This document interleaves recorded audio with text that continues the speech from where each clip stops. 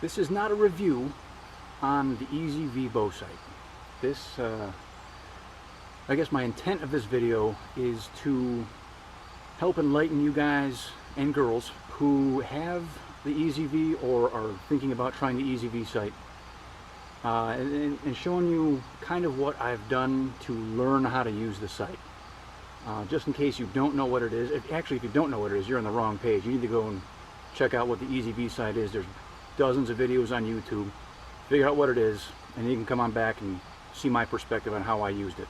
Anyways, but just in case, EZV sight, it's a V that is the sight. Based on classic stadiometric ranging. Anybody knows what stadiometric ranging is? It's what it is. It's taking an object of a relative known size and going by the pre-calculated V there, fitting it on both sides of that V, and that brings you to a very close approximation of the range of that target. I don't know what that size was with the tank, but what the EZV sight is on our bow sights, it's based off of approximately 13 to 13.5 inches of your known target size. Aaron over at EZV references a basketball. This is a standard size basketball, and that is approximately 9.5 inches from side to side. So it is a little bit smaller than Aaron's originally designed 13 to 13.5 inch target size. But this is a real object that everybody can relate to and use that as reference. And I have used it as reference. I actually put that by the target, and when I draw back, I put that basketball right in the V, and then I bring it up to my target, whether it's the deer target or a block target or my 18-1 target over there, and I take that same position on that V and I put it on my target, and that's how I kind of learn how to use the V and see what my sight picture is going to be, or at least a close approximation. On the EZV, you've got one side that got the tick marks, and the other side is blank. You'll commonly hear that known as the pro side, or when you go pro, you put it on the no tick marks. I implore you, when you first start off, insert it so you can see the tick marks, and you can use that as like a typical pin sight. You sight it in, you put the top tick marks at 20 yards, and you sight in each successful tick mark after that, 20, 30, 40, however far back you go. When you're sighting in and you're learning how to shoot it with the tick marks, I used a basketball for a small size reference, but when you're sighting in for your target, when you're doing so, kind of simultaneously learn what that target sight picture looks like.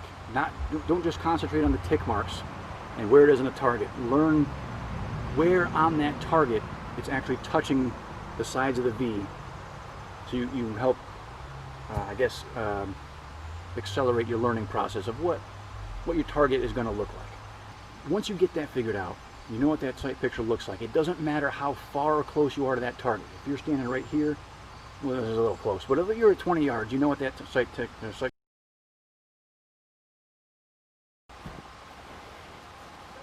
Hello again. Sorry.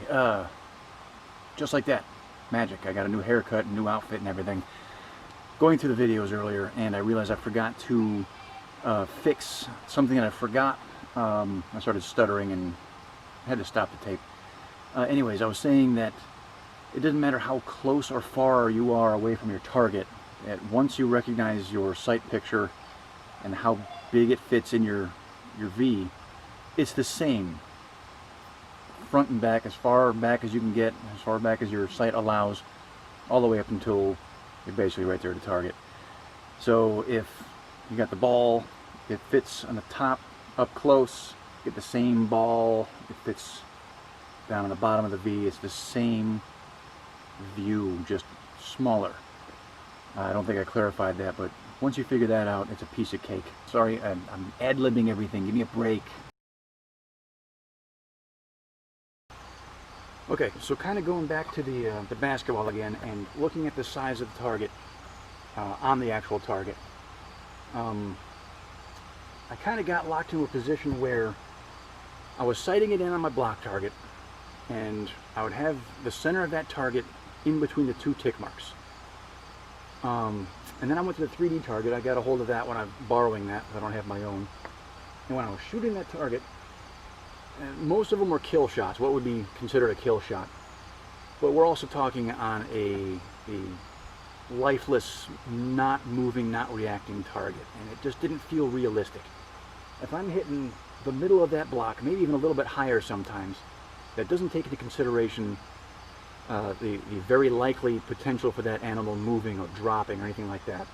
So I was trying to figure out what I was doing, or what I could do to help ensure that I'm hitting where I need to be hitting, or aiming where I need to be aiming at. It dawned on me that I was still focusing on the center of the big target with the tick marks, and I wasn't sliding that target down. I wasn't actually moving it down into what people call the lower third. You got the top third, which is closer to your spine. You got the middle third, which is at the middle of the target, and then you got the bottom third, which is typically considered like the bottom of the lungs, or even a heart shot. So I'm just going to show you right quick what I kind of imagine when I'm sighting in that picture. Okay, if you see here, I've got the two posts on both sides, and that represents the width of your target sight picture. Notice that I'm also including down below the deer on both sides and above it, as I imagine that width is pretty universal and constant, going up and down. So if we're aiming, if this is your sight picture here, we'll call that 10 inches or so, and if I'm putting that V right in the middle of it, all I want to do is just slide it down these imaginary lines, which are right here and here, keeping this in the middle, and when I release that target, if the tips of my fingers are my tick marks, or the sides of the EZV, I am now going to be hitting closer to that lower third, instead of being mentally locked into having to shoot that middle third of the target. This is what I basically sighted in with, and I would keep that tick marks right in the middle of this target. And I kind of adopted that mindset to the deer, which I think was kind of counterintuitive to what we're trying to do. I'm not necessarily trying to aim for right here in the deer. I want to be down here somewhere in that lower third. So that's just a little pro tip, I guess. Imagine your sight picture edge lines go all the way through the deer like that, and when you get it sighted in, just drop it down a little bit. It's all constant. Alright, kind of touching on what I just spoke about with the two imaginary lines going all the way through. This will be real quick. Basically, what I'm aiming at, or putting the V on when I'm trying to shoot my target. Because I couldn't find anything on YouTube describing how you aim or where you aim. I always understood the concept of putting your target in between the two V's, or two sides of the V, but trying to correlate that onto an actual physical target and learning how and where to aim was a little bit of a mystery. I pretty much figured it out, and I just wanted to show you, maybe give you a shortcut in your EZV learning curve. Okay, so going back right here again, I should have did this before. We still got our imaginary lines, and that is for basically the middle of the deer right through here. So basically what I'm doing when I take that V, I'll even get these out of the way. So there's my blank target. If I'm aiming at the middle, right here again, I'm potentially losing out on a good shot down here where I kind of want it to be. So I've got those imaginary lines right here, and if I'm just going to move it over a little bit, I'll take the, sorry about the lighting there, take the outer portion of my V, and I'm pretty much following it right up that leg, close to the outside of it. And that'll put the left side of the V right towards, I'll say like the back of the liver maybe. And that's putting, if you can see, how to get that in there without blinding us with my pasty whiteness. So going up the leg, and you'll see where that kill zone is, right in the middle of my V. which is not back here. I don't want to shoot it in the guts by accident. So I'm framing the outside portion of the leg, and also when the left side, in this case when the deer's on this side, or his head is that way, the left side of the V is just about framing the back of the liver. Now, I'm not aiming at the liver. This is the liver over here. The middle of that V is where I want that arrow to go, and that's about where I want it to go. Right in here somewhere, roundabouts. So just imagining those two posts that I had up, except I'm just sliding it over a little bit and following that leg. Basically the leg is one of those posts. That's how I think of it. And you'll see the majority of the hits here are about where I'm aiming. That's pretty good. When you're learning the sight, when you're learning how to use it for how it's designed, not using the tick marks, actually using the stadiometric ranging for the sides of the V, I found that, I guess to help really learn it, I don't want to cheat. I don't want to cheat myself. So I walk in different parts of my yard not knowing the range. Just another tip that I use, don't count your steps and take smaller steps. One of my normal strides on the archery course is about 1 yard. I'm sure a lot of guys are like that. Take smaller steps and don't count them. Just hit random parts of the yard, and that'll help you learn to trust the sight. If you're shooting at 20 yards, you pretty much know what 20 yards looks like. Don't count it. Just wing it. It works. Also with that, how many times do we see targets, the 3D targets specifically, from guys shooting and putting on display different sights, different arrows, different whatever, this and that, and they're shooting a perfectly broadside deer shot. Angle that thing. Kick it off to the side. Learn, again, how to trust that EZV sight. And imagine that ball, or imagine that three-dimensional target picture. It's not a flat sheet of paper. It's not a two-dimensional picture. It is a three-dimensional target. But this target goes all the way around. And it's true on the deer too. It's all the way around. So if this is a perfectly broadside shot, when you turn that deer, the target doesn't change. It's still a perfectly circle target. So if you turn that deer, angle it, set up for realistic hunting situations with a deer that might be quartering to or quartering away, you can learn to appreciate and trust that sight when you learn how to shoot that sight on any angled deer like that. I know I said don't count your steps and don't know your yardage when you shoot. It'll help you learn how to use that target.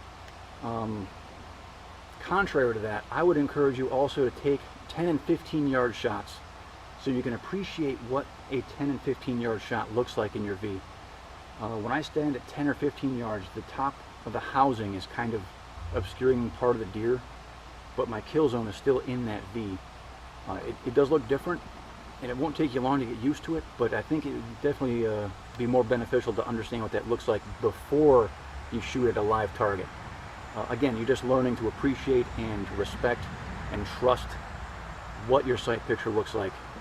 And you'll see even at close distances that target sight picture is essentially the same thing. So I think this video has gone on long enough. Basically just wanted to get out some tips from a user, the EZV sight. This will be my first year in the woods with it. But I was hoping to give some advice, some tips, pro tips I guess, to how to use it and how to really what you're aiming at. Like, okay, we know that if we picture a basketball, that's going to be your target picture, but not going to have a basketball out in the field standing next to a deer the whole time. Learn what the basketball looks like, translate that to the target you're shooting at, and try to imagine that three-dimensionally, because that ball is a three-dimensional target, and so are the lungs, so is the heart. But once I got that figured out, I know what that picture looks like, and I know generally what it's going to look like on a real-life deer. And it's just a much stronger peace of mind. If you haven't tried it, give it a shot. Don't discredit it just because it's so much different. I don't think this is a fad sight. I think this thing is going to stick around for a while, and I think more people are going to start catching on and appreciating and realizing how nice it is to not have built-in obstructions in front of your face. I hope I helped somebody out. That was my whole goal here, to help pass on the knowledge a little bit to how to use, or at least how I use the EZV. Like I said, leave comments, thumbs up if you want, or don't. And happy shooting, shoot straight. Good luck this coming season, and hopefully we'll see you in the woods again.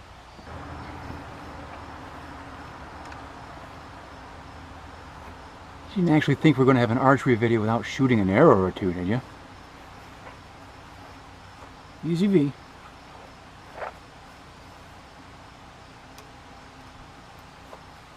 And I don't know how far back I am.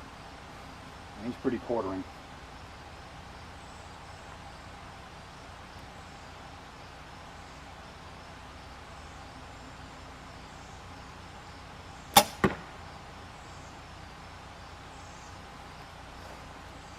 It works. Way over.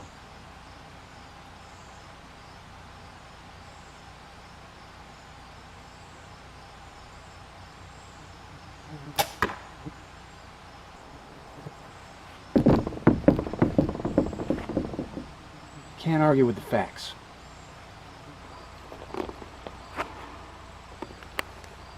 That basketball is dead.